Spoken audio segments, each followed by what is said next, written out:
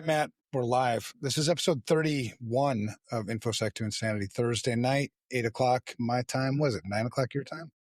Good evening, Evan. Yes, it is 9 o'clock here in the Central Time Good Zone. evening, Evan. You seem so noble. You should put on like a suit or something talking to me like that. I had a jacket on today. We had a thing, so. Yeah, where are you at right now? I am in northern Wisconsin, actually. I'm getting ready. Tomorrow we'll start turkey hunting. So come up in the woods, get out of the city, enjoy nature, hopefully All right. bag a turkey. They got bandwidth there? Well, so I actually steal from the neighbor. He's a good friend. I didn't ask him, but he wouldn't care. So we basically, I brought an extra router up here and just tethered it to his network because it reaches right into the window here. So we're just tethered right off of it. He's got Starlink. Very cool, man. Starlink. What kind of bandwidth are you getting? I actually haven't checked. Let me run a test while we start going. How have you been this last week? Already going. It's been a crazy week, man. You know, the topic for the podcast I guess the theme is this. We're starting a mini-series, right? Well, it's turned into that because so Friday morning I do the CVCSO podcast with some friends, and that one goes really well. So Friday morning, and we rotate who gets to choose the topic on that podcast. I jumped on, and it's like, all right, what are we talking about? And they're like, I don't know, Evan, it's your topic. I'm like, oh shit, really? And then they said, yeah. And I'd heard from somebody else that May was Mental Health Awareness Month. And so I was like, all right, let's talk about that. So, we had an amazing discussion, and it really got me thinking afterwards, like, man, a month isn't enough. I have my own issues, and I got friends who have issues, and I'm like, I got to write something. So I wrote this blog post, and that's the theme for tonight. And the title of the blog post is "We're Not Okay," and that's okay to say out loud. But as I was writing that, I got to thinking about, your mind just kind of races sometimes. So I was thinking about all these other things like ADHD, what it's like to be the person who's supposed to be strong all the time. When people, you're just always supposed to be the strong guy. And sometimes you're not. Sometimes if I get one more damn problem, I don't know what I'm going to do. And so then I got to thinking about that. I got to thinking about our addiction things, and so what originally was like, hey, Evan, it's your podcast episode topic tonight this morning, to like, I got 10, 11 blog posts, so the one blog post became a series of blog posts. So there's this one, which we're going to talk about tonight. And then the next episode, the next blog post was strong on the outside, dying on the inside, which I feel, if I'm going to be, the whole point here is for me to be honest with people, for me to be honest with you as my friend, to be honest with, I think, because one thing I learned from posting that blog post and then on LinkedIn is, so many people have reached out to me. Like, thank you. Yeah. I needed to hear that, or, I've got my own issues, and I've got friends that have been texting me and calling me, and it's like, okay. So it kind of opened a can of worms. It's like, this is the part of corporate America that never gets addressed. I don't know if it's a company thing, a leadership thing. I don't think we know, and it's probably different everywhere maybe, but I think you're right, and people don't want to talk about it because it's taboo still, probably. Well, the stigma's bullshit. We've done a podcast episode on that. And I think it's not just corporate America. It's in people's homes. It's in friendships. It's everywhere where people don't talk about things that matter. So do you think it's that getting worse? I don't know. Like COVID? Honestly. I did do, part of writing, some of the blog posts. My gut tells me it's getting worse, but, trying to find data to support that. The data is shit. The latest like suicide numbers you can find are from like 3 years ago. You know, I mean, it's like, who's keeping track, you know, of this stuff? But the inspiration for that blog post led to Strong on the Outside, Dying on the Inside. That's already been posted to my blog.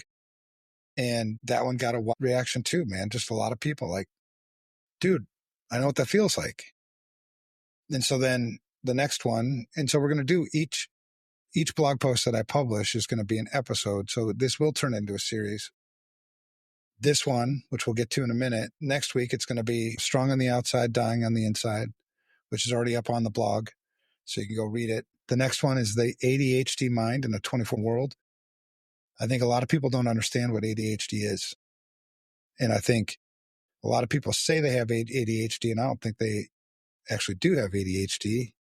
I think a lot of people claim they have ADHD and they're like it's cool. Like it's cool to have ADHD.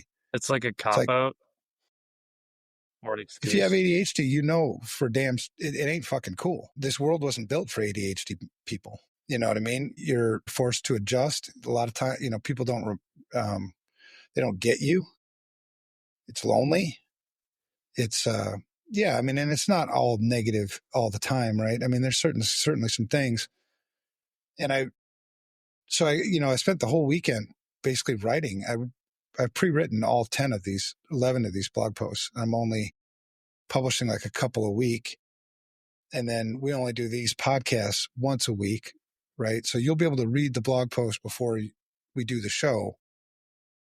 But as I was reading, you know, because I was sharing it with my wife, you know, because I thought, you know, this is a real quiet time. I was just getting honest, you know, brutally honest. And the next one, you know, the one next week, the ADHD Mind in a 24/7 World, as I was sharing that with her, I was crying. I remember you messaging me, telling me about like what you were feeling going through the process. Yeah. Yeah. It was therapeutic on the one hand. It was also, I was a mix of emotions, man. There was anger, frustration, sadness, gratefulness, you know, whatever. But it was a great exercise for my own, you know, therapy. So the one after that is addiction isn't just drugs and booze. You know, you and I both have addiction problems. We can talk. And that's what all these blog posts are about. They're just my own personal struggles, you know, because another thing that came from this is, you know, multiple people have urged me to write an ebook about this. And I started to do that. And then I was like wrestling with it. I'm like, I'm not qualified. I'm not qualified to write a damn ebook about mental health. But that's part of the bullshit. Right. Maybe you that's what it's going to take. You don't have to be qualified to speak what's on your mind. You don't have to be qualified to share what you're struggling with. Sorry, I interrupted you, man. What do you got? No, I was trying to interrupt you. I'm perfect at that. So, I think maybe that's what we need is someone to do that because everyone else is qualified and they're just not speaking the same language as the normal people. So maybe it will resonate different when you do it. I think so. I think because one of the things that I think is important in this stuff is people being able to see themselves in your story, because then it reassures them that, you know, if Evan can talk about it, I can talk about it. If Matt can talk about it, I can talk about it.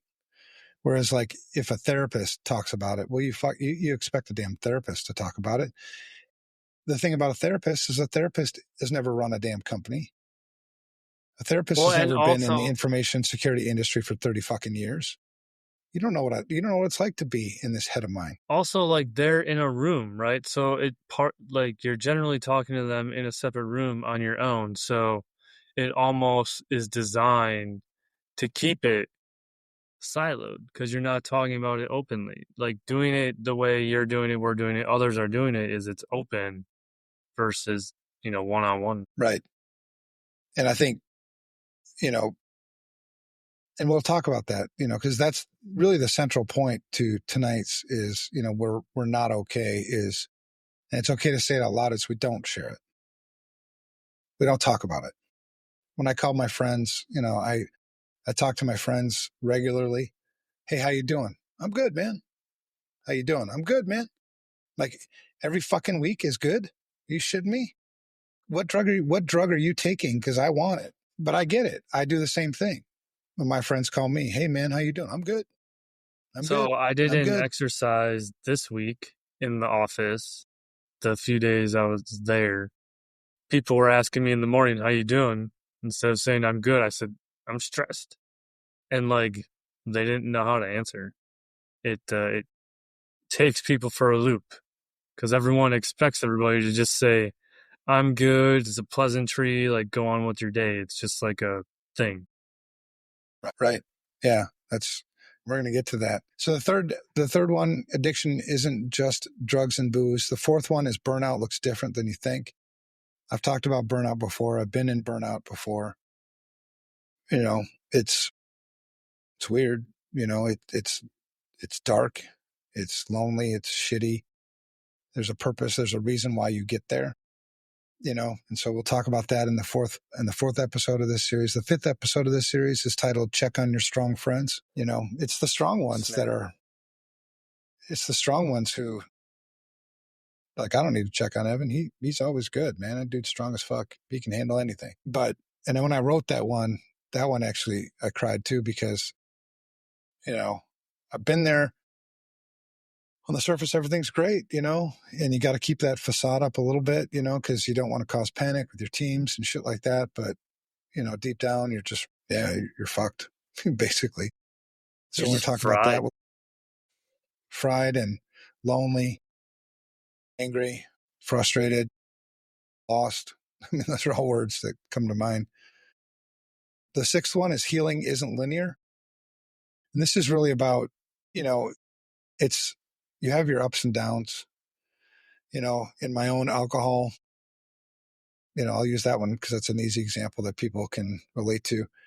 You know, I've relapsed a couple of times, right? It's not like, okay, I'm healed, you know, and everything's good, or you flip some kind of switch. It's a lot of work and it's all worth it. But there are times when you trip, you fall down, you Addiction's backtrack. forever. Addiction, and same with mental health shit. You know, there's some days with ADHD where, yeah, things are fucking awesome, man. I'm clicking.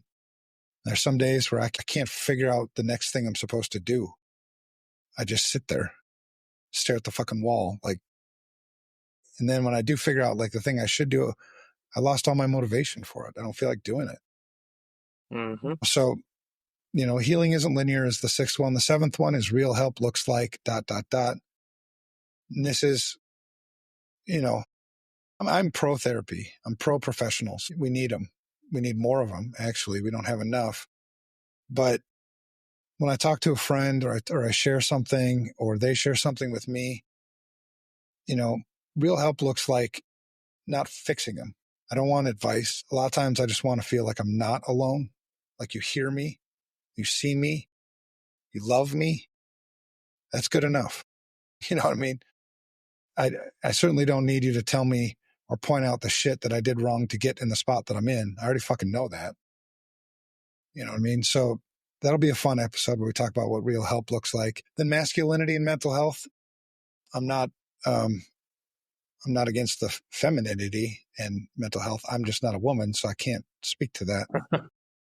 You know, this is all my own personal, you know, struggles. So, you know, masculinity and mental health, there's things that come with being a man that only men are going to get.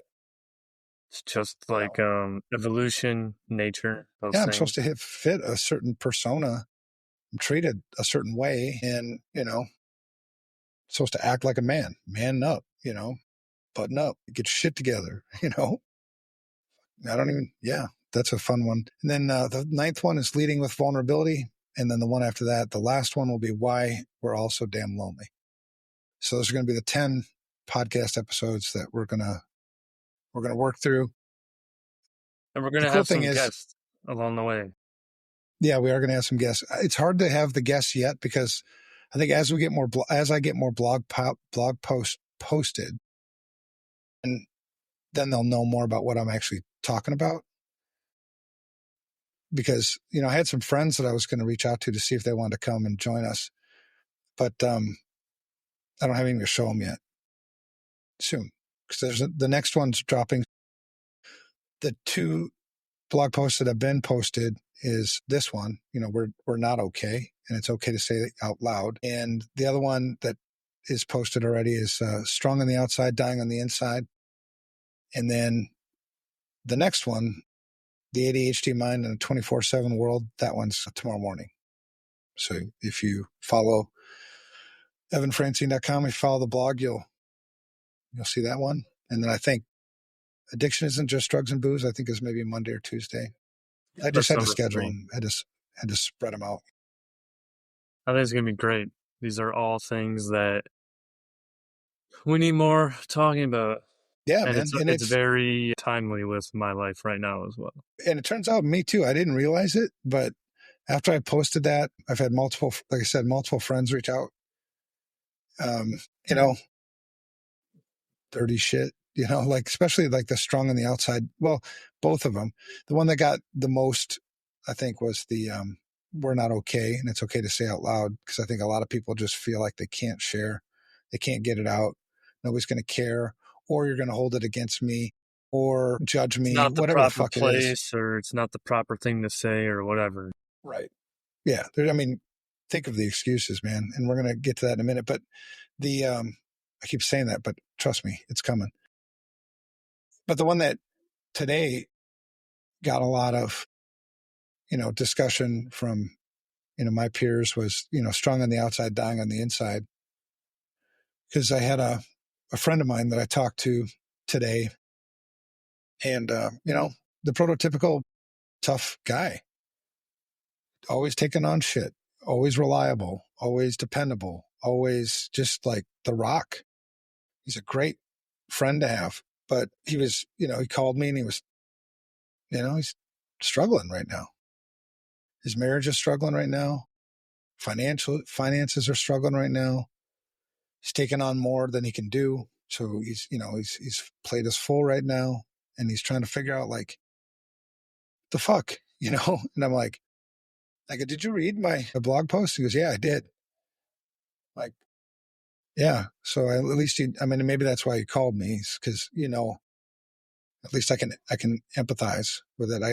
I know what it's like, I know. And I also know when I was there, what I wanted to hear, what I didn't want to hear, what helped and what didn't help. So that was good. It was, and if you wouldn't have reached out, I wouldn't have ever known, which brings us back to tonight's topic about we're not okay. And it's okay to say that out loud.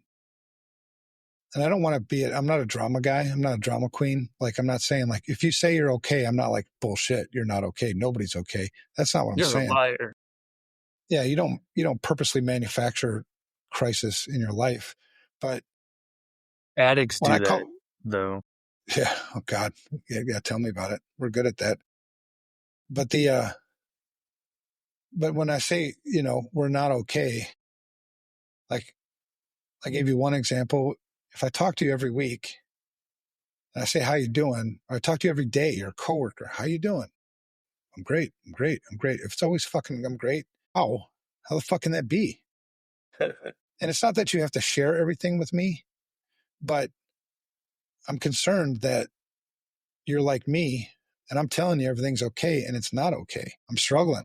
I don't know what I'm struggling. Sometimes I don't even know what the fuck I'm struggling with. I just know I'm struggling. Shit ain't right. I don't feel good. I don't know. Like, are you mad? I don't fucking know if I'm mad. Do I seem mad? You're raising your voice at me. You must be mad. No, I'm frustrated. I don't know what's going on with me. Yeah. Yeah. And sometimes it's just that, right?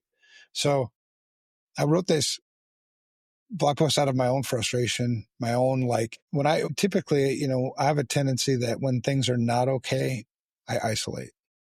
It's a default for me. Part of that is because I grew up an only child. I'm really comfortable being alone. I don't find security in other people being around me.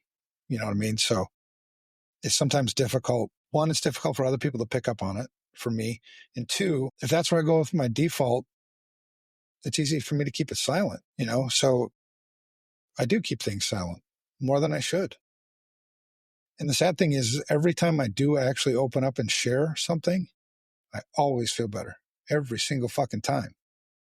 But yet in my mind, I'd come up with excuses like, well, they're too busy, or, they won't care anyway, or it's not as bad as it really is. It's just going to go away. It's just a phase. It's just whatever the fuck, you just come up with all these excuses to not say anything. I call that, so for me, I call that sitting in self beat up.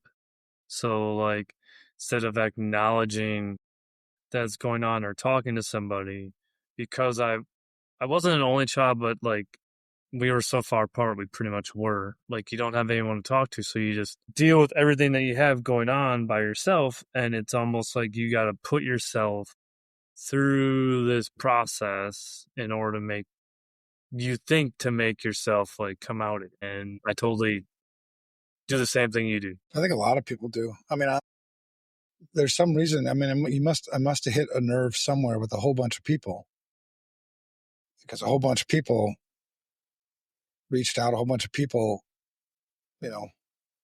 reacted to it. That reassures me that, one, it reassures me that I'm not alone in this, that other people do this too. And two, it makes me sad because how many people are sitting out there that are in that same boat? Like, I can't share, I won't share, or whatever it is. So I think the goal of this episode is to break this illusion. It's to strip away the bullshit. And it's for us to get real, about our mental, emotional state, It's spiritual, uncomfortable. whatever. It's uncomfortable to be real. A lot of people, in my experience, I've seen, they don't want to get there. And that's something I think that might have to be taken into consideration on the journey, is that we are here, we're talking about the things, but some people are not there yet. So they might not be ready. And some people will never be ready. And you can't like force them either. No, that's the thing. At the end of the day, you have to live with yourself, like when my friends piss me off, I can just leave. When I piss myself off, I can't leave.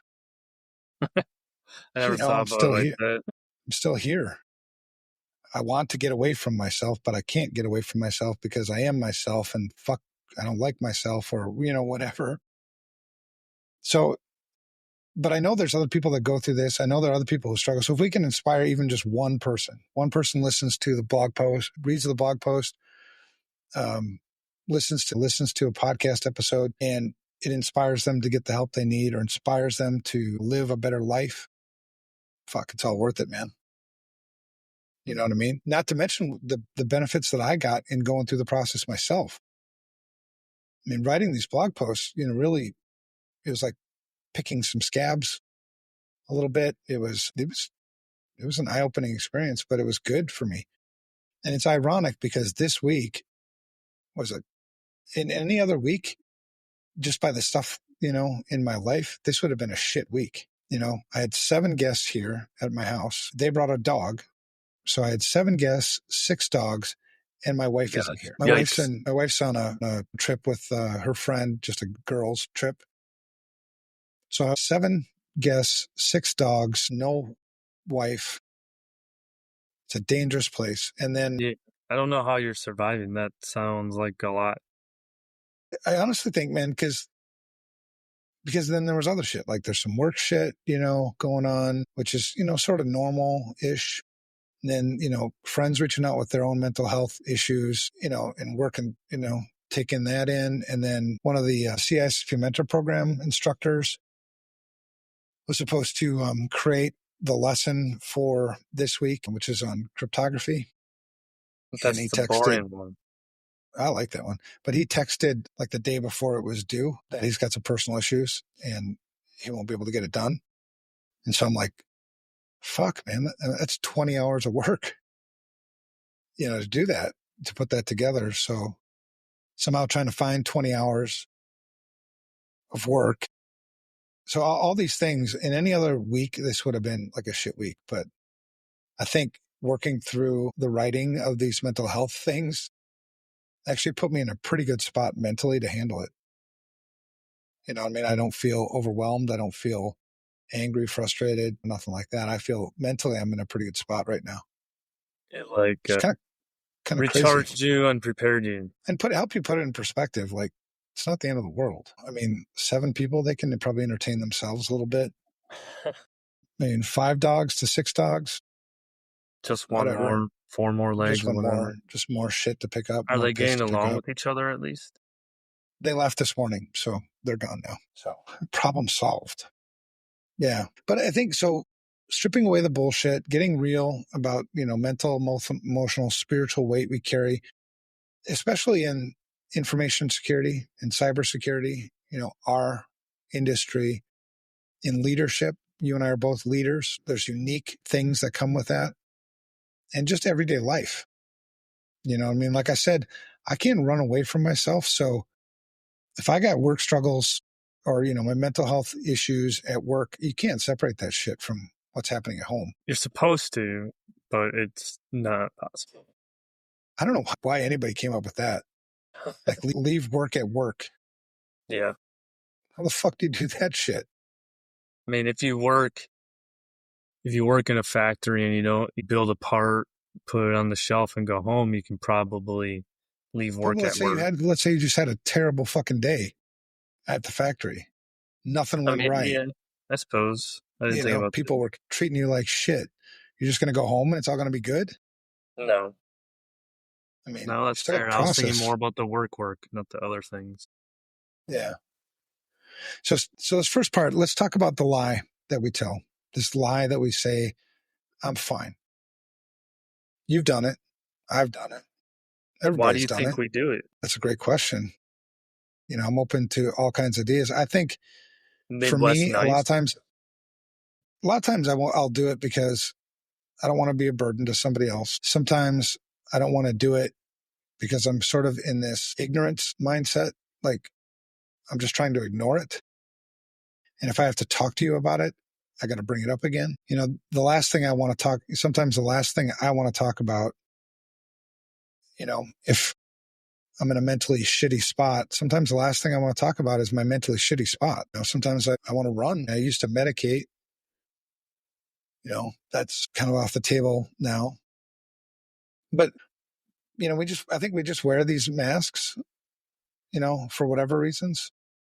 Sometimes I'm not really a guy who's afraid of what people think of me. But I know that a lot of people are. If somebody shares, like, I'm having some struggles, I'm depressed or whatever, that somebody else might take advantage of it. Somebody else might judge you for it. Somebody else might treat you like you're less than you want them to think about you, maybe. But the truth is, for whatever reason, we do lie. We lie to each other. We lie to ourselves first. Yeah. And for some reason in this society, we call that being strong. I think about my son, and I've used that story before, a police officer, and I asked if you've got mental health resources you can use. And he's like, yeah, but nobody uses them. I'm like, why doesn't anybody use them? Well, because it goes on your record. It's going to, when the next promotion comes up, it might disqualify me for that next promotion, which is like so fucking twisted. If anything, it should be a credit to you because it shows that you're being honest, shows that you're a person of integrity. You're not trying to hide things. And I'd rather promote somebody who's going out there and taking care of their mental health as opposed to somebody who's not, wouldn't you? Absolutely.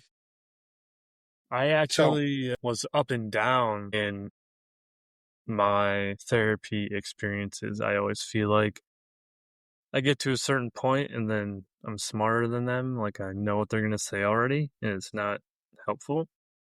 But I actually had, even though I didn't like my leaders in the Marine Corps, one of them was attentive enough to send me to therapy after we had come back from Afghanistan. And it's not like shit was crazy or anything, but I had real anger issues. Like, I would PlayStation controllers, they're black. Our rooms were white. I had a lot of black marks on my wall from busting so many controllers. And they're like, what is this? I'm like, yeah, like, I did this. They're like, all right. So they actually sent me, and it was cool that, it was stupid at the time, but looking back now, it's cool that they pushed me to start down the path, which eventually leads to me, getting here.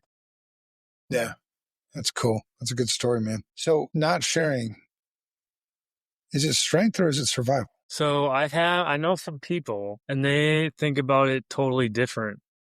They say not sharing yourself is actually, what is that word where you only think about yourself?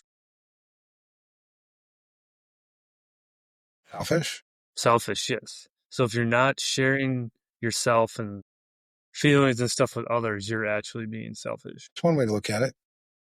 But I think a lot of people in society, we view, if I don't share this stuff, I'm just strong. That's probably the biggest perception. And For so, sure. but and in my opinion, it's a complete bullshit lie. Strong people, maybe, and because I have thought this, and I haven't got it all figured out, so because I'm saying this doesn't mean that I'm like, I got it. I've kicked this in the ass. It means as I'm sitting here, I'm thinking about it like, yeah, because a sign of strength is being transparent. Because if I'm completely transparently me, what are you going to fucking use against me? You know what I mean? You got ADHD. Yeah, no fucking shit. I wrote shit about that. You know what I mean? There's nothing, I think keeping it inside is a sign of weakness. It's cowardice. I It's childish. I agree, But and I but think it's the other way's a lie, because it's a you can't cop out. process mental health issues without getting it out there. Yeah, my brain would argue that, but I know that arguing is that I know that that thought is wrong, but I can never get out of that loop. I always think I can solve it in my mind myself. I quickly did But what you does saying that strength right, but mean? you saying that right there though, man, is getting it out there. It's part of I mean, it's a skill you have to develop. Like so I know it's a thing, but it doesn't happen all the time because you have to keep training it and it's like a muscle in your brain that you just have to engage, I guess. mhm. Yeah, I think a So lot of these things you can learn, right, through therapy, but there's also other mental health things that I can't relate to, like schizophrenia, you know, that I don't know enough about that stuff, so I would never speak to it. I just assume that you can't just do therapy for that, right. But most people don't suffer with that. Most people suffer with the shit that we're talking about: anxiety, depression, ADHD, addiction, isolation, whatever. That stuff you could treat for sure. And depression, I think my wife, she takes some medication to handle depression, but that's also very, very treatable. So let I me ask you struggle this. with that a lot because so just like therapy, I've been on and off medication 15 years probably and different ones. And early on is when I was fighting the alcohol problem. So was it really working? Who knows? But I had gotten feedback that makes me feel like a zombie, or I was like a zombie, right? And that's why everyone thought I was cooler with the alcohol. But you think back, it was just their excuse for me to be the party guy. But now, like without the alcohol, with the medication, it's different. I tell them it's like I'm flatlined and it's down here. I don't experience the highs anymore, but I also don't get the lows. And it's just like I'm constantly flat. And I don't know, I kind of miss the really highs. I don't miss the real lows, but like, how do we get that higher? And that's where I'm trying to work out and exercise, and maybe that helps. We're still trying to figure it out. So that flatline is another way to say that. Yes, that'd be a way to say it. Yep.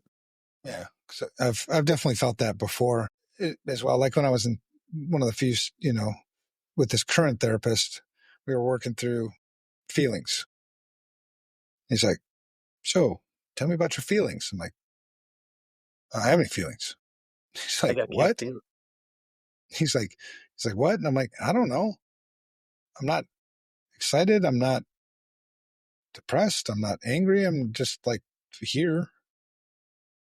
And it was an interesting process to work through because it's like it turns out I had feelings. I didn't recognize the feelings because I got so used to ignoring the feelings.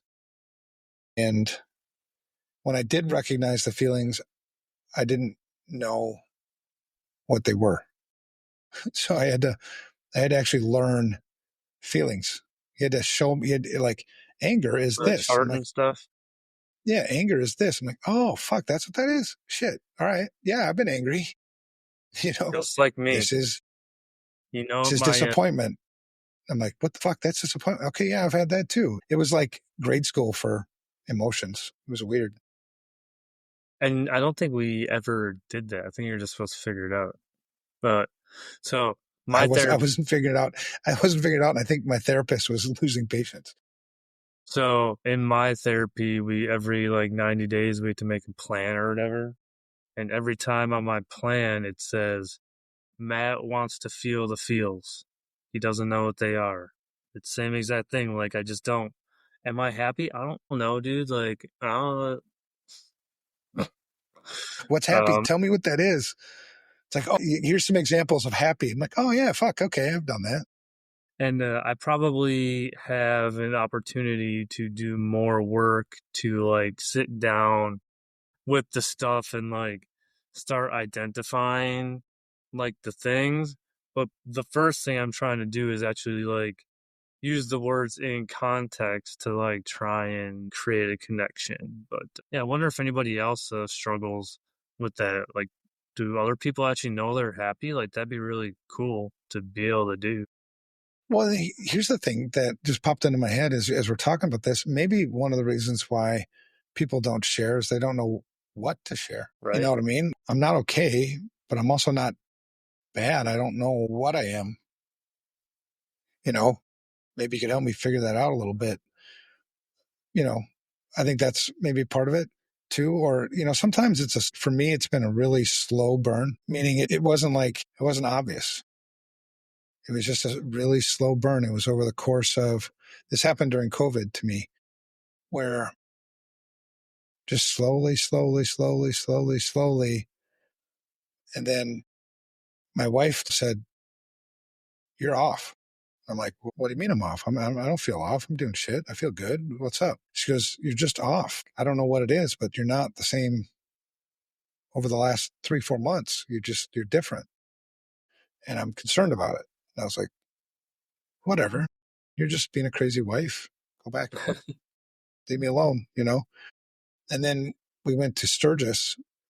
Um, when I got into South Dakota, who didn't have the mask mandate, didn't have, social distancing and this other Super stuff. spreaders.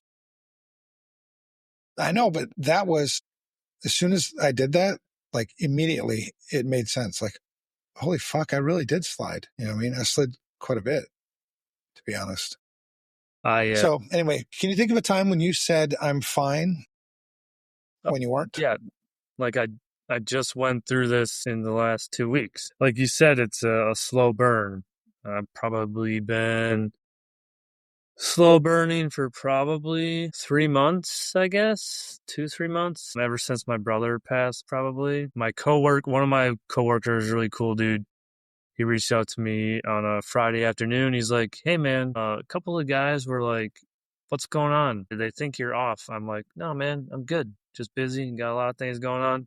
I'm good." Then, we had a thing that we had to work through for like 3 days straight, working on that. And then, what day is it? Thursday? So fucking 2 days ago, I probably did not use my best judgment in a corporate full team setting. And pretty much almost like I guess you could say it was like a meltdown, probably in front of everybody. So now we get to deal with all of that in the office. Go work. Well, I mean, and the key is to try to get, I think, as we continue to grow and be more honest with ourselves and acquire more tools to take care of ourselves mentally. Yeah, I think the key is to try to take care of it before those things happen. Right. So, like, You know, I think everything I'm doing is part of it. I'm just exhausted because I'm working out too much. Like I literally am probably taking like no days off between all the things I have going on, but at the end of the day, it's like I still got time. I'm still sitting around for 4 hours by myself. I'm still recharging, but it's probably not as much as I need. And I'm not willing to give myself that grace because I'm a Marine and I just have to go. And recharging has nothing to do with not doing anything. Recharging has to do with replenishing, right? Physically, getting the rest you need, mentally, processing the mental shit going on, not ignoring it, not medicating it, and spiritually. Wherever you go for spiritual health, whether it be Jesus, Allah, I don't know. Those things, that's recharging. And it's interesting that you went through that easier said list than because done. one thing I did change this year is I moved my therapy from twice a month to once a month because it's less expensive. So I wonder if That's the thing too. That could be a thing. Yeah, I wouldn't be surprised, man. And who knows, right? I mean, the thing, when you love your friends, you love your family, you just want them to be healthy. You know what I mean? I just want, I think of my wife, and same thing with her to me. I just want her to be healthy. I know that if she's healthy, she's going to be living a great life. If she's physically healthy, she'll live longer, she'll have energy. All these things play off each other. If she's mentally healthy, she'll be living a more vibrant life. She'll be exploring, adventuring, doing whatever it is, but not trapped in this bullshit fucking head that we have. We've all got these minds that tell us shit, and some of the shit is good shit. Some of the shit is bullshit, and sometimes I really have trouble discerning between the two. It mixes real well.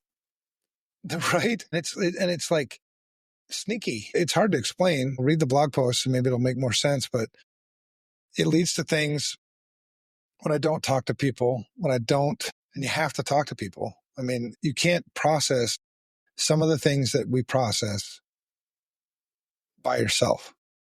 You just cannot fucking do it. I do a lot of that. I don't want to bother people excuse. That's what I do a lot. Well, the sad thing, I mean, have you lost friends to suicide? I have, yes. Yeah, and I have as well. And every time it's happened, it's like, I wish I would have known. I wish he would have fucking said something. I wish I would have known. I would have tried to help. I would have, but I never even had that. I never even got that fucking opportunity.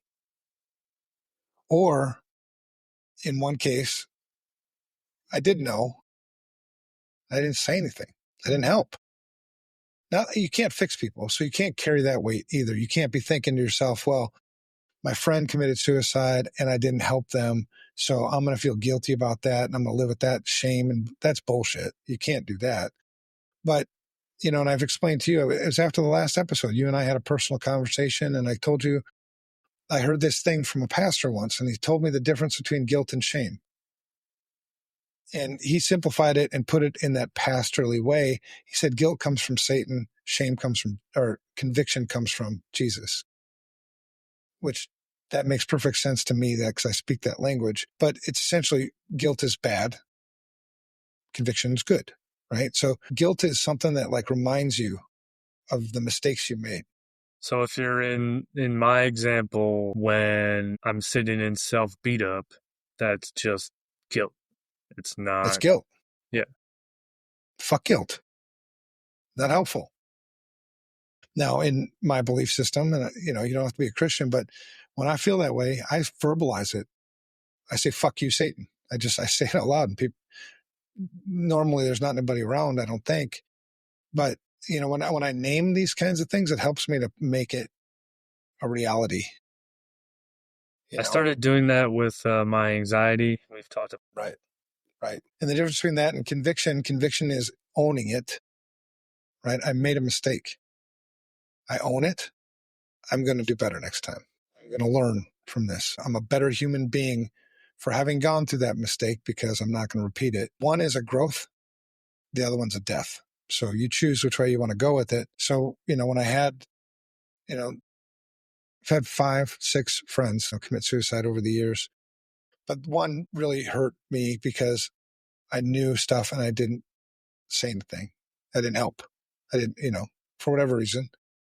And so it was really important for me to know the difference between guilt and conviction, because the guilt piece is I didn't kill him. He killed him. He was suffering. He had to deal with it. I couldn't have saved him anyway. And the conviction is next time when I do know something, I'm going to say something. So that I don't have to carry that fucking weight anymore. I got enough weight to carry. I don't need to carry that too. But that's the thing. When you don't talk to people, you don't give them the fucking opportunity to do anything. You don't give them the opportunity to love you. And the fact of the matter is, every single fucking person, even the people that I despise, I would never want to drive me fucking batshit crazy. They're still worthy of love. Every single fucking person ever is worthy of. You're stealing from me, man. Yeah. Because the road typically, if you don't process, if you don't work on your mental health, I think the ultimate place is complete destruction, death. I think otherwise it's just a really sad life. It doesn't get better. It's not going to go away. You don't just ignore it. Like, I'm overweight. I'm always going to be fucking overweight unless I stop cutting back on the calories and fucking exercising, right? It's not like it's just going to, one day I'm going to wake up and I'm like, one day I'm going to wake up and be like, I'm just going to wish myself into better, physical condition. Yeah. But it's work, and mental health is work. Dealing with this stuff is work. The benefits are far out. There you go. But the benefits far outweigh the alternative. Things that happen if you don't talk about it, if you don't work through it. Burnout, if you've never been there, burnout's a shitty fucking place to be. Silent battles just continue to go on and on and on in your head, and they never stop. They get worse. You know what I mean? The battles then become a war. So, we have this culture, though, that goes counter to this stuff. We have to acknowledge it. And because another thing about working on your mental health is putting yourself in healthy places, right? I'm an alcoholic. Do you think a healthy place for me is the bar? And I'm suffering with burnout. Do you think a healthy place for me is a work environment where they continue to drive me hard every single day and I get no rest? I'm on call 24/7. No, you know what I mean? So you have to put yourself in this place, I think, where, but sometimes you won't even know that shit, unless you're talking about it. Because that's the thing. Like, when I'm deep in the shit, I have this, I lose perspective. The smallest things can seem like the biggest fucking problems to me because I can't put it in perspective. Whereas when I talk about it, yeah. And when I talk about it, yeah. And when I talk about it, somebody else can share the perspective and they can point out that this isn't as big of an issue as I thought it was. Like, look at it. Like, oh, fuck, you're right. Why did I think that way? You know what I mean? It's sometimes those things really help. I know that I was talking about that with my other friend who was dealing with some financial issues. It's like he owes a bunch of money. Hey, and I shared my story about losing my house when I was younger, starting FR Secure, lost my house. It was a shitty time for sure. And then there was another time when this was before Marlis and I got married, where she was running the finances, and I don't know what the hell happened. Somehow we hadn't made a house payment in 4 months. And we were $4,500 in the red in our checking account, no savings. It was Thanksgiving. So it's like, and I have kids. So it's like, this is going to be a fucked up Christmas for sure. I don't know how we're going to deal with this, but we did deal with it. We're still married. I never took back control of the finances. There was no retaliation against her. Nothing, man. We worked through it. But it was work. But when you share that story and somebody else is going through financial issues, they like, it isn't going to be the end of my fucking life if I lose my house. Right. But the point is, and the point of the episode is to talk about it. Yeah, I mean, working through the issues, it doesn't ever happen unless you confront the issues. Right. So, and let's talk about this culture, though, this culture of overperformance that we have in corporate America and, certainly in information security. It's this culture of always on, alert fatigue, fear of being seen as weak. We're supposed to be the protectors. I'm supposed to have the fucking answers, So when shit hits the fan, you pick up the phone, you call me, I'm supposed to have answers for that. I'm supposed to work through that. That might be true. That might be part of the job, but where are you going to take the garbage out? You know what I mean? It's like, right. And that's not taking the garbage out. That's right. But I always kind of view it. I mean, now that I've learned some of the things I've learned only through other people sharing. Like you take in all this stuff and it's garbage. At the end of the day, once you're done with it, it's just like, I'm done with this sandwich. It's garbage. And every once in a while you have to take out the garbage. You have to take it out. You have to deal with it. You have to put it into little baggies, put it out by the curb so the garbage man can take it away. And that's what I do. Go ahead. No, it's talking. It's talking. It's self-awareness. It's calling out my own bullshit a lot. Like I say I'm doing fine, but I haven't left the house in 3 days. Really? I mean, are you okay, Evan? I mean, I'm having this conversation with myself, or my wife might call it out. Like, you haven't left the house in 3 days. Like, yeah, fuck, I should go out, So it's those actions that's what I mean by taking out the garbage. It's the healthy things. One of the things I've started to learn, I'm taking a class on meditation. I always thought meditation was like some kind of weird Indian thing that people do, and I'm have to get flexible and you get like yoga pants or something. I don't know. I had all these misconceptions about it, but one of my friends, mentioned how, they're getting benefits out of it. And I was like, all right, I'll try it. I don't know. I'm trying to learn more healthy habits because I think for me, that's when I say take out the garbage, that's what I mean by taking out the garbage. If you don't do the healthy things, like this always on thing, dealing with shit all the time, people, blah, blah, blah, work, stress, blah, that's all just garbage. It keeps like piling up. And eventually either the garbage just overflows, which means I'm going to lose my shit. I don't know what that, yeah. Or I need to do some healthy stuff to take that garbage out, get my mind back, so it's just the nature of the job. You know what I mean? I can only imagine what it's like to be a police officer or a first responder. That's a lot of garbage, that they have to process. Yeah. I've shared with you numerous times that you do enough incident responses, and I see the same thing happen in first responders. I see the same thing happen in police officers. You almost become robotic in it. Like, I've been called out, about not caring, in the middle of an incident response, like, don't you care? I'm like, of course I care. That's why I'm here. I'm like, why would you say that? And they're like, well, because you're not freaking out. I'm like, well, would it be better if I freaked the fuck out? They're like, no.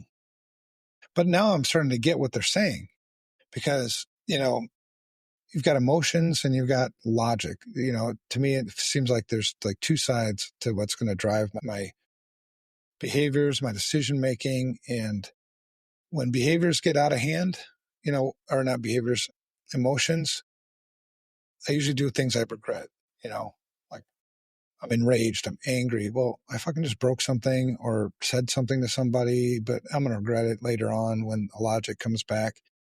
And then you've got the logic side. And I think sometimes when it's just purely logic, it's cold. There's no emotion to it. It's also unhealthy. I think in an incident response, it makes you a good incident responder at the time, but at some point, you have to recognize the emotions. And if you don't have them, that's probably a problem, I think, because we're built with emotions. And so maybe you've just become a master at suppressing emotions, because after an incident response, I think it's healthy to go talk to somebody, to talk to my wife, to talk to a friend, to process the emotions. I don't know. But you see that with first responders. I've seen that with police officers a lot, where they're just numb to it all. You know what I mean? They can go peel a dead body off a highway after a traffic accident and just go about their day. It's like, that ain't normal. I mean, there's got to be some emotion associated with that. So I think, I don't know, it's like this balance thing maybe. But yeah, for sure. I don't know. It's got to be a self. That's why that self-reflection, self-honesty thing it's really important. But here's a question for the audience, listeners. Think about this and be honest with yourself. What's weighing on you right now that nobody sees? You don't have to manufacture anything. Maybe there isn't anything, but it's a good question to ask yourself, not just now, but regularly. What's weighing on me right now that nobody else sees? And I'll give you an example where I use this. Yeah, I'm just fat. I eat too much. But like that buddy I was telling you about that I talked to today, he had a whole bunch of things. Well, you can't work on a whole bunch of things. I mean, that's a lot of things, man. I mean, which thing? I don't know. So I asked him, like, what's the one thing that feels paralyzing to you right now? Like, it's just, if I don't solve this one thing, I you know what I mean? It just feels like I'm trapped. And he shared with me, it was finances. Like, all right, then it seems like maybe that's our top priority, or we need to get past that somehow. I don't know, because we can't have something in our lives that's paralyzing us. And sometimes when you're so overwhelmed, there's so much fucking shit going on. I don't know which thing is paralyzing me, but that's the important part about talking to somebody about it, is because I can get it all out there. And sometimes I need you to help me, tell me what's paralyzing me right now. I don't know. Or just talking about it makes it like, helps me to put it in perspective and like, okay, this is the one thing right now that's just fucking up everything. And when we can work through that, if there's another thing, then let's work through that. But when you're overwhelmed, when you're in that burnout world and you're being attacked from all different directions, you can't do it all at the same time. You just can't. I've tried. I keep trying. You know what I mean? That one thing, one fucking thing. That's it. And the good thing about when you get to that one thing is when somebody else asks me to do another thing, my answer is pretty easy. No, I can't. I got to do my one thing. You know what I mean? And if they don't understand that, or they're not going to show you the grace to do that, well, then so be it. It's not on me. Anyway. So that's the question to the listeners. What's the one thing? Is there a one thing? There might not be a one thing, but what's weighing on you right now that nobody else sees? And the follow-up question to that would be, who should see it? Who's going to help me? It's not a sign of weakness. It's a sign of strength. It's a sign of honesty. It's a sign of integrity to let somebody else help me. So anyway, that's that piece. So beyond that, what can we do? And what can we do about this? I mean, I think I'll start. One of the things we can do about this is we can talk openly about this, just like we're doing right now. And I think, and if you can't get that, I think what we need is more truth tellers. We need more space for honesty. We need fewer masks. And that can start with you. That can start with me, right? I can tell you the truth. And if you're going to get on my ass and fire me or whatever for telling the truth, so be it. It's not a place I wanted to work anyway if I can't be me. Anybody who asks me to be anybody other than who I am, it's ludicrous. It's not healthy for sure. This is me. And I think what we need more in this industry is more people feeling comfortable just being themselves with all the, there's plenty of, I hope that there's plenty of good things about me that provide value to the people around me. But there's also some shit here, that I need help, and vice versa. I have lots of friends who need help, right? But it comes from truth. sure, there comes a time when I need resources like, therapists and, doctors and stuff like that. But just truth, man, more truth, more honesty, fewer masks. And the way we create it. Yeah. And I think the way we create it is encourage check-ins that aren't superficial. I fall in that trap too all the time. Evan, how you doing? Doing great. Doing great. I got hemorrhoids and I just stubbed my fucking toe and, but I'm great, man. Yeah. Yeah. There was a saying I heard. Can't remember where I heard it. But it was a terrible day for the ego is a great day for the soul. Is that where I heard it? All right. Yeah. Cause obviously I've still been thinking about it because it's important. So how do we create it? Encourage check-ins that aren't superficial. Number one. Number two, normalize therapy. Normalize it. Sabbaticals. Normalize saying no. It's not taboo, but it's got to come with that honesty too, right? No, I can't do it because, I'm trying to keep my life in balance right now. This would put me over the edge, or I'm working on my marriage right now, right? I'm fulfilling all my job obligations. I'm doing all the work that I'm supposed to do. I'm not in a position to take on anything else. It's got to come with this honesty. And people, I think reasonable people should respect that. I was talking to another friend who's struggling with his marriage. And I'm like, that's your top priority. As a friend who values marriage as much as I do, who values my wife as much as I do, that's my number one priority. So if I was in your spot right now, I'd take a couple of weeks off. You wouldn't hear from me, because I need to focus on that. And if the people around me didn't show me the grace to allow me to do that, so be it. I'd rather live in a cardboard box with my wife in a healthy marriage than live in this huge house with shitloads of money and have a shitty marriage. You know what I mean? So if you want to fire me and take away all my money, so be it. It's that priority thing maybe. So normalizing therapy, sabbaticals, and leaders. If you're a leader, and the truth is everybody's a leader. You just don't know necessarily who you're leading, maybe. You don't view yourself as a leader. But if you're a parent, you're leading your kids. If you're the head of the household, if you're leading the household. If you got a small team, you're leading the team. If you're in friend groups, you might be leading a portion of the friend groups. It's not about, when we say leaders, it's not just CEOs of businesses. Everybody's got some leadership somewhere of something that they're doing, but set the tone. Set the tone. If you are a CEO, set the fucking tone. It's on you. Be honest, be transparent, do things like what I'm doing right now, because every single person at FR Secure should feel really comfortable sharing things that they're struggling with on mental health, right? Because it's set from the top. You're not being recorded anymore, Matt, because you have low storage on your shitty laptop. It means you have a shitty laptop. You have a shitty work laptop. I don't know. You're the IT guy. You're browsing data. All right. So those are the three things that I would recommend to set this place where people feel comfortable to share. Going back to the original, episode title, we're not okay. And it's okay to say that out loud.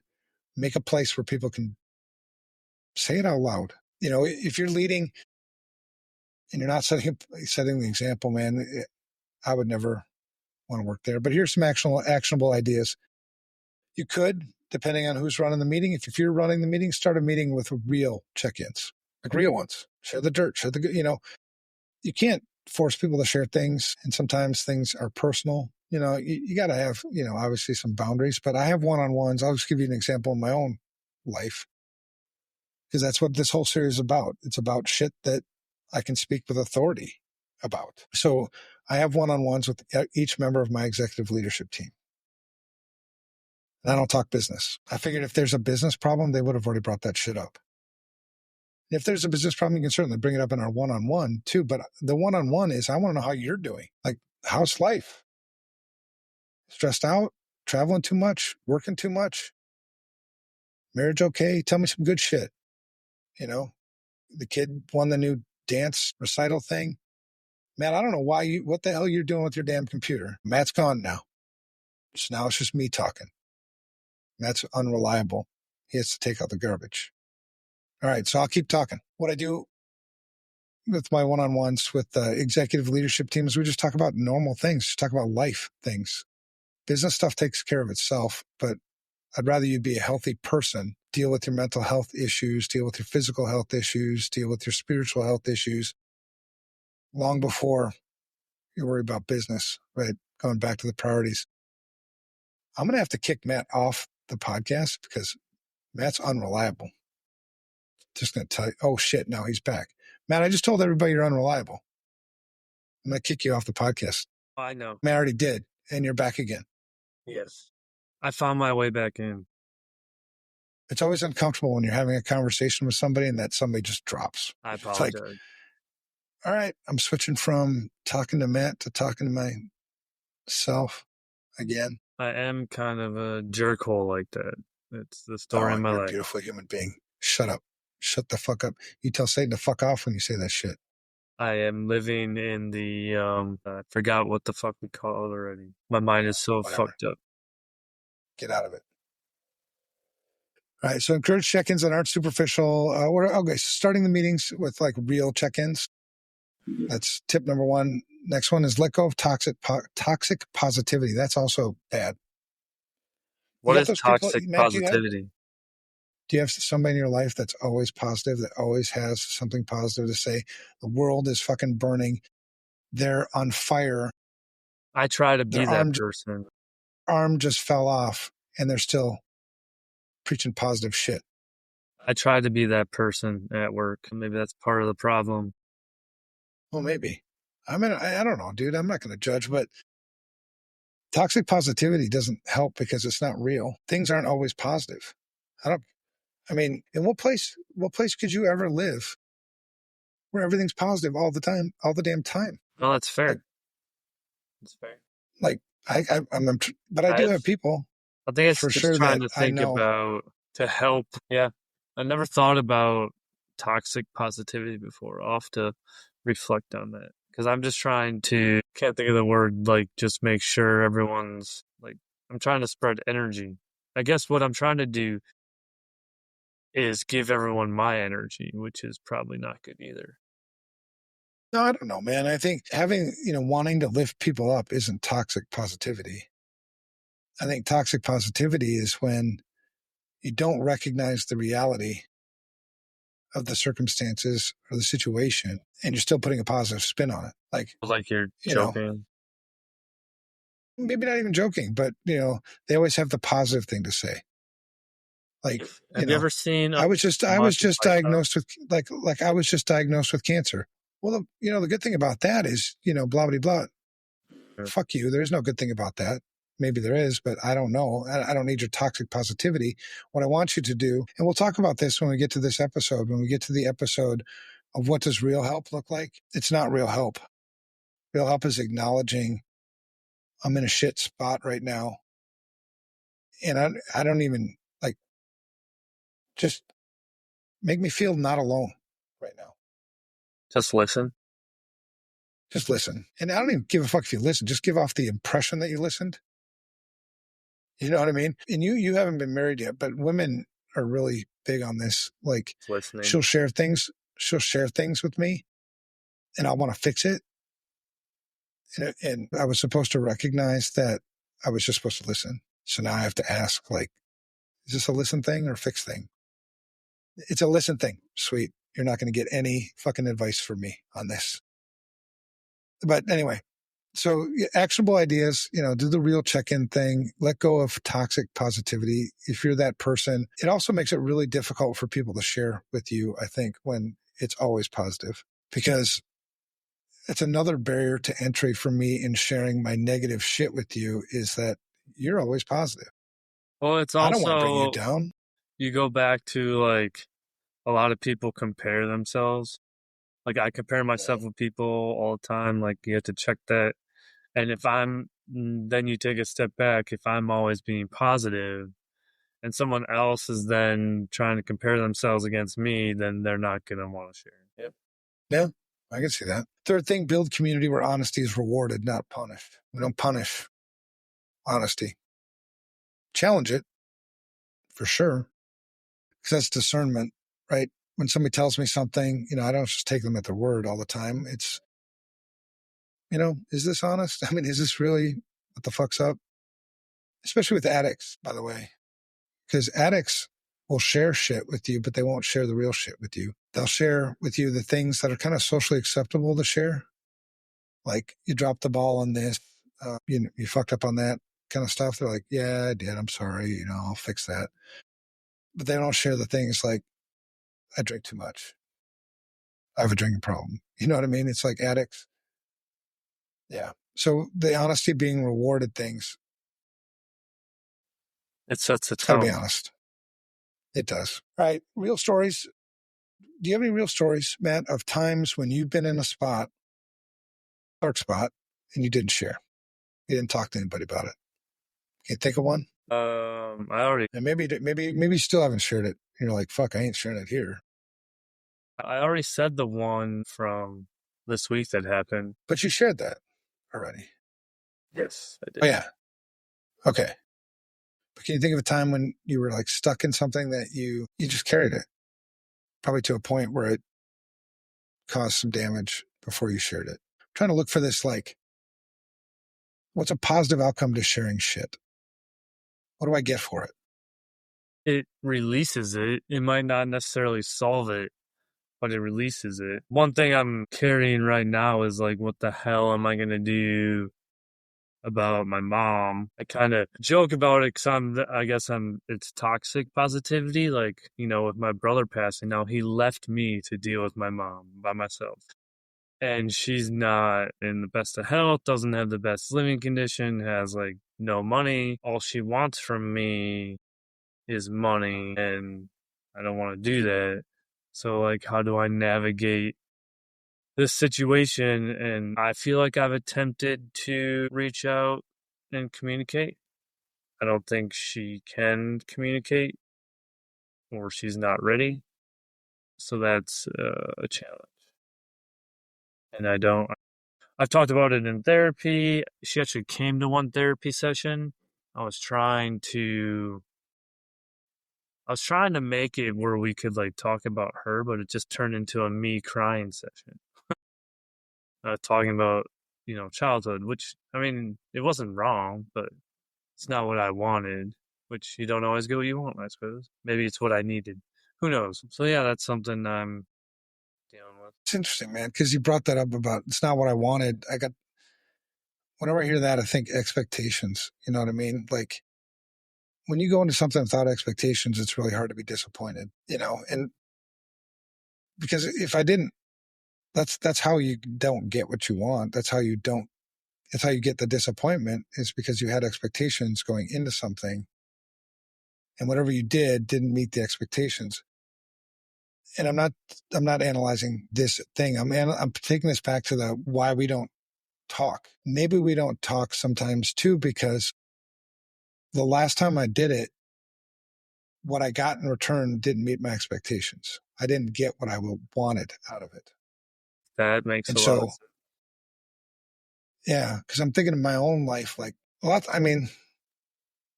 times I just want, like I said, if I'm in a spot, it takes a lot to get to that spot. When you look back at the times I've been in that spot, it didn't happen overnight. It was like a series of fucking things that happened. You know what I mean? And it just kind of built up, and I get to this point where I'm fucking desperate. And that's when I share.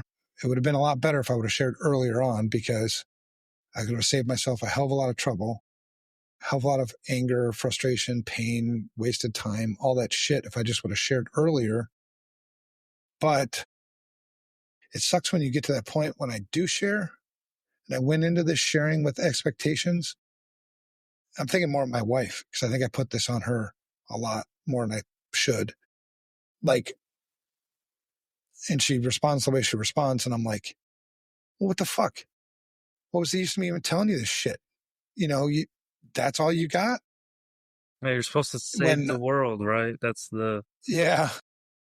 So maybe it would help if I went into the sharing without expectations, or go in with I an go into this intention of just sharing, or I go into this with communicated expectations. Like what I want from you right now is just for you to fucking love me as I am. So what Busted if as fuck, ugly as fuck, overweight as fuck, whatever the hell. I just need you to love me. That's it. I always struggle with communicating how this works, but what I learned through a class was what we're talking about, right? With expectations, you set the expectation, you're gonna get disappointed, or it doesn't work the way you want, you don't get what you want. So instead of creating the expectation, you set an intention. So if you're going into communication, instead of setting the expectation to, have your wife respond a certain way, your intention is to just create love. So that way, no matter what way it goes, you're not disappointed because you know your wife is going to love you, as an Well, and example. how unfair is it to the person I'm communicating with to have expectations on their response without telling them what my expectations were? That's probably the definition of negligent. Yeah. So I think going into sharing either with no expectations, or if I do have expectations, sharing what that expectation is ahead of time, because if I share with my wife, she's probably my biggest confidant, but let's say I'm talking to you. You were having a personal conversation and I'm in a spot. And the reason why I'm calling you is because I feel like you're a safe person that I can share it with. And you can probably relate to whatever it is I'm going through a little bit. That helps. And the only reason why I would know that is because you had shared your own story. And it's that transparency thing again, right? I know that Matt's been through something similar to this. I'm going to call him. And then I go into the conversation with like, hey man, this is what I need. I just need you to listen to me right now. I'm in a bad spot. This is what's going on. I don't need any of your fucking advice. You know what I mean? I don't need you to fix me. I think that's a good way to reach out because then it's going to be useful for me What if because I you don't told you know ahead what of you time what I need? needed. Well, then say that. That's fair. So you have three options. I need you to listen, solve my problem, or I don't know what I need. Let's figure it out. I just got to get some shit off my chest. I'm fucked up right now. Help me out. Right. And then you spew it out. And then I think you'll start to learn what the expectation, because it's not uncommon for me to be in a conversation with somebody who's sharing shit with me. And I'll start thinking I could fix this. Hey, try this. Did you try that? And if you're reading the room, or the person I'm talking to will oftentimes say, hey man, I don't need you to give me any advice. I don't know. It all comes down to that, like sharing. I don't think there's any right or wrong way to do it. But the whole point is when you're not okay, Say so. you gotta fucking say something to somebody. And if you don't have that somebody, then fuck, you can pick up the phone and call me. I probably won't answer because I suck at answering phone calls, but I mean, there's got to be somebody, right? You just don't maybe know who that is. And I don't know. But that's interesting though, because so say we're not okay. I'm interested to hear what your opinion is on this, Matt. What does not okay, and this is good for the listeners too, what does not okay look like for you? So if I'm thinking through recent days, not okay is probably when shit's just not working. Like I can't leave the house without forgetting my keys. I can't take something out of my bag without dropping something. Like shit is just not working when normally I got my shit together. I'm locked in. I know where everything is. Like it's squared away. So for me, it's just like disaster. Yeah. What about you? I don't I don't think there is any standard like not okay for me. I think it's a question that I need to think about more so I can identify it more. I think it's something that I need to get more honest about. 'Cause I don't think I'm really good at identifying when I'm not okay. I often need somebody else to tell me I'm not okay. But times when I okay to haven't not reached be out to okay. people. I know times when I don't times when I haven't reached out to people that I should have. It's when I'm just like lost. It's usually like, I don't know what the fuck to do. Like for whatever reason, or I'm overwhelmed with just like the onslaught of shit I got to deal with, or, there's lots of different not okays. I think what's generally not okay is when I'm not happy, maybe. Not that happiness is always the goal, but it's like a persistent not happy. I have to be able to identify if I am happy first. Got to feel the Yeah, feels. that's a challenge too. You know what's not okay is when you pick up your phone and you just start touching it and moving shit and you have no idea what the fuck you're doing. You just open an What's app also not okay is when your storage runs out of fucking storage. on your It's not browser okay. cache. Yeah, that's Yeah, browser cache. Right. that's what But I think happens when so. you don't use the right laptop. Right. That's a question. So there's been a couple questions for the listeners. Number one, what's weighing on you right now that nobody sees? And be honest with yourself. Maybe there's nothing, but chances are there's something, right? And just think about it. And then the second question is, what does not okay look like for you? I can't answer that for you. I can answer that for me. And like I said, I think I need to think about that a little bit more because I don't think I have a good answer to that. The third question is, what helps you feel grounded or hopeful? Again, Matt, you start. I used I'm putting you on the so spot all night. recently I was thinking just do more shit, go do another workout, do more work, but that's probably the not right answer. Probably, and it's the weirdest thing, probably sleep.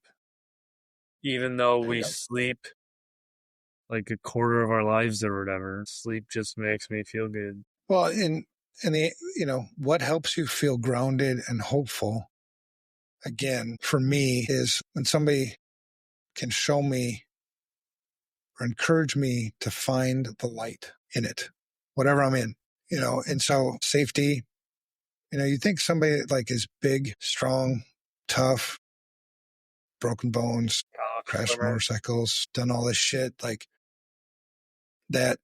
I don't need safety. No, I fucking need safety. You shit me? And I think what makes me feel grounded is when I feel grounded and hopeful.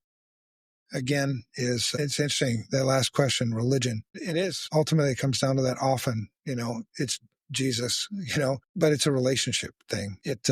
Like I'll get up in the morning, like I can tell myself and my wife can tell when I haven't done my morning devotionals for a while because I'm not grounded. It just changes me.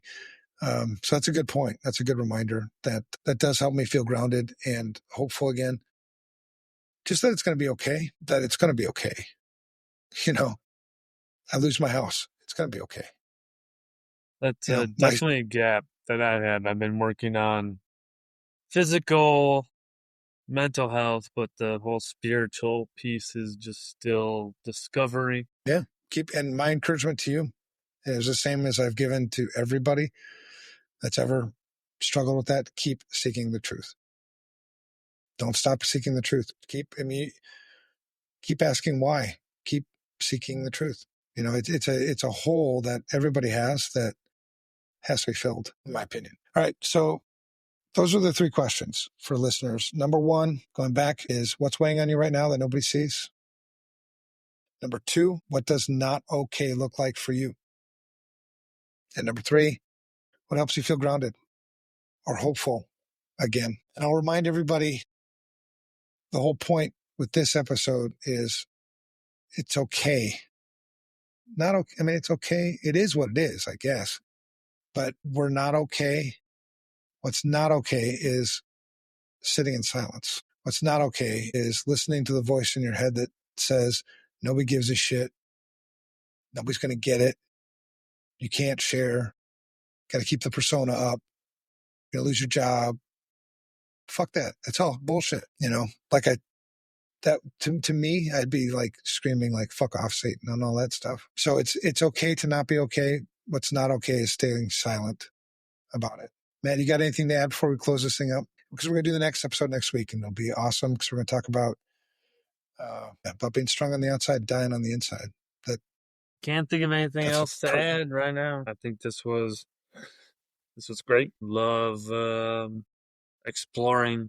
If nothing else, man, if there wasn't a single listener, there wasn't a single person who watched this episode, it was like you and I just had an honest therapy episode together. Yep. You know what I mean? Mm-hmm. So I appreciate that. High five. There you go, brother. All right. Well, we'll see you next week. We're going to talk about next week's episode is, what was it again? Do you remember? Strong on the outside. Dying on the inside. Dying on the inside, yes. That's right. I will actually have notes for next week, I believe. I was not. My last week was just a disaster. Yeah, mine too, man. It's something we should share, something we should talk about more. But yeah, it was a good episode. It was good therapy for me. I appreciate you. All right, appreciate you. Have a good night, everybody.